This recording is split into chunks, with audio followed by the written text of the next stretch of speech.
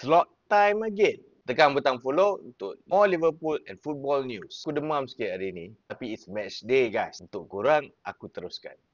It's derby day guys. Liverpool menentang Everton di Anfield. Again, Diogo Jota masih diingatan. The last time kita menentang Everton, Diogo Jota scored the winner and Liverpool menang 1-0 di Anfield. It's final goal for the club.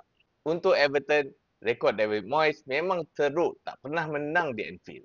Everton is also without Jared White dengan Mykolenko. But dengan adanya player ni, Jack Grealish, Player of the Month in August, yang sudah catatkan 4 assist under his belt. He is the type of player yang boleh change a game for Everton. Untuk Liverpool pula, we have a perfect start.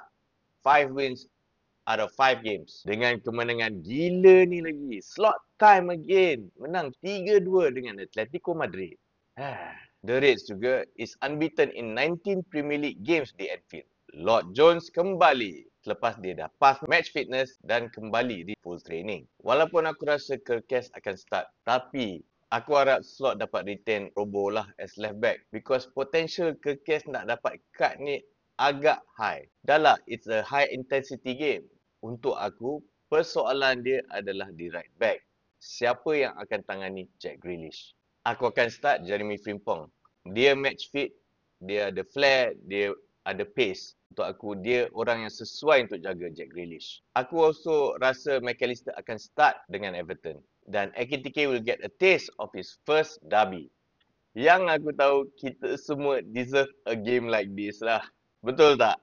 Tapi this is a derby guys. Dah tak boleh call Merseyside derby dah pasal Stadium Everton dah jauh sikit. Prediction aku, it's lot time again. Liverpool menang 2-1. Aku tak larat lah guys. Cuba komen prediction korang. By the way, join aku nanti. Aku buat watch along 7.30 petang nanti. Ciao.